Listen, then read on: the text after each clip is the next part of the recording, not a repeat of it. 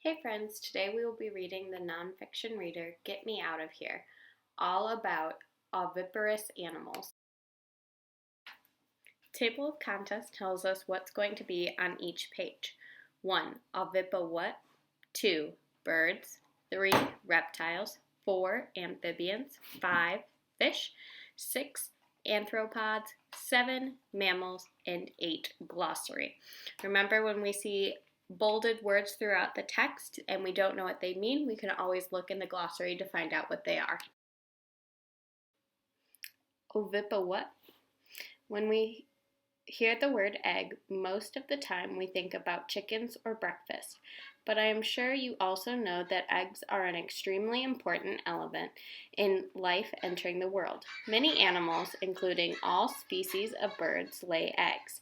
These animals are referred to as oviparous. The eggs will look different based on the kind of animal and where the egg will rest until it hatches. Some animals, like the ostrich, may only lay one large egg at a time and fuss over the egg until the young hatches. Other animals, like alligators, can lay up to 90 eggs at once. Laying a large number of eggs is an adaptation that many animals have adopted. 80% of young alligators will end up as prey for hungry predators, and for this reason, a large number of eggs increases the chances of the hatchlings making it to adulthood. Birds. The egg-laying habits of a bird depend largely on how big he or she is and where it lives. For example, rockhopper penguins build its nest out of pebbles, but the male emperor penguin holds the egg on top of its feet to keep it from freezing on the ice.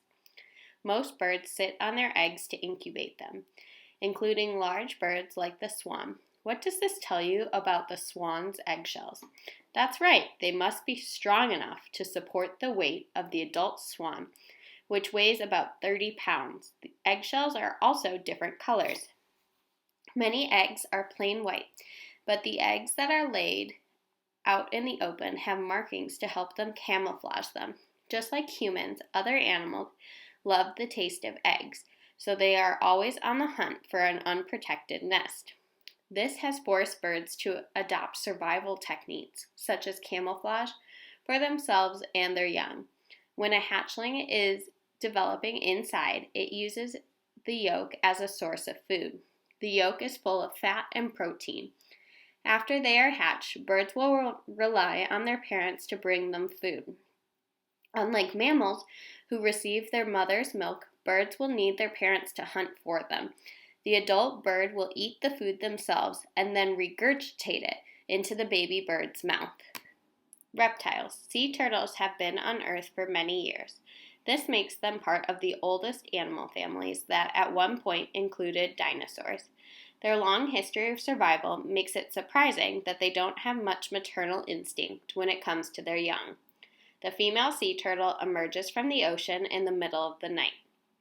She will dig a deep hole and lay up to 110 ping-pong-sized eggs. This group of eggs is called a clutch. She will cover the eggs with sand and then return to the ocean to never meet her young. Like many reptiles, the temperature of the nest determines the gender of the hatchling.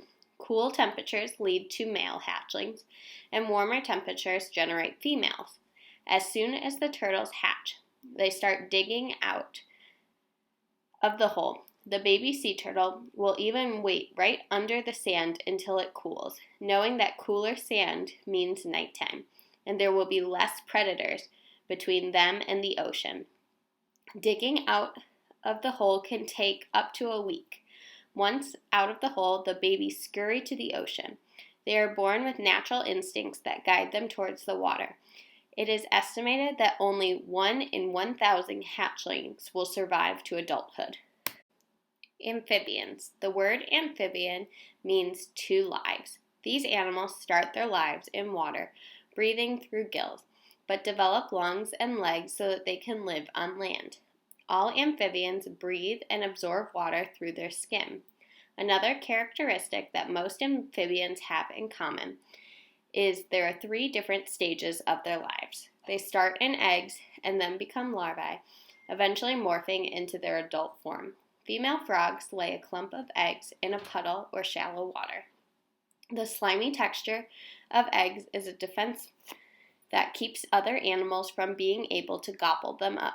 The eggs soak up water and become swollen. After 21 days, the embryo leaves the egg and quickly develops into a tadpole. Tadpoles look more like fish than frogs, but eventually they will develop arms and legs and lose their tails. Unlike tadpoles, frogs can leave the water. Large amount of frog eggs increase the chances that at least a few will make it to adulthood. Fish. Fish are very uninvolved with their young. The mothers lay eggs in the water and the male fish fertilize the eggs. There are only a few kinds of fish, such as the bullhead, who stay around long enough to protect the eggs or guppies after they are born. Because so many larvae will be eaten before they have a chance to hatch, many fish lay an extremely large amount of eggs. Female codfish produce up to 9 million eggs in a single year. Have you heard of the salmon run? This is a time of year when adult salmon leave the ocean and swim upstream through rivers. Grizzly bears and bald eagles have learned to be on the watch for these tasty fish as they migrate upstream. Although it can be dangerous for fish, scientists say they have a sense in their bodies that alerts them that they need to go back to their birthplace. Once they reach the river entrance, they use their sense of smell to find the exact hatching ground. They will lay their eggs and then die. Then the cycle will begin all over again. Arthropods. An arthropod is an animal that does not have a spine. Instead, it has an exoskeleton, a segmented body, and at least 6 jointed legs. 80% of all living animals on Earth are arthropods. There are over 1 million different species of arthropods. Some examples are spiders, lobsters, horseshoe crabs, scorpions, insects, and shrimp. They are the most diverse animal group. Many people fear the distinct spider known as the tarantula, but they rarely bite unless they are defending their egg sac. Females lay anywhere from 50 to 2,000 eggs in a sac and then spend 6 to 8 weeks guarding it. Much like birds brood by sitting on eggs, the tarantula broods by turning her egg sac over and over. The spiderlings are on their own as soon as they hatch. Most young spiders will be eaten as predators, such as birds, snakes, and weasels. Mammals. You may be surprised to see mammals making an appearance in this book at all because the definition of a mammal includes giving birth to live babies. Or you may already know that there are 2 mammals that lay eggs, the platypus and the spiny anteater. The spiny anteater is also known as an incha, which can be found in Australia and New Guinea. Covered in hair and spines, these curious creatures look a lot like porcupines or hedgehogs. It has taken a long time for scientists to learn about this mammal because they prefer caves and holes underground to escape extreme temperatures. The echidna lays one soft but leathery egg in her pouch. After 10 days, the egg will hatch and the baby, known as a puggle, will be the size of a jelly bean. The puggle will stay in the pouch and drink its mother's milk for 2 to 3 months.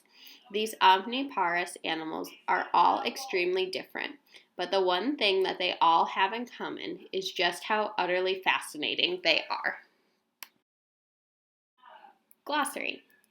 These are the words that were underlined throughout the book that we are going to talk about. Absorb, to take something in, soak up a liquid. Adaptation, an adjustment or change made in order to survive. Emerges, to come out of something. Exoskeleton, the supportive covering on the outside of an animal such as an arthropod. Migrate, to pass from one region to another for feeding or breeding.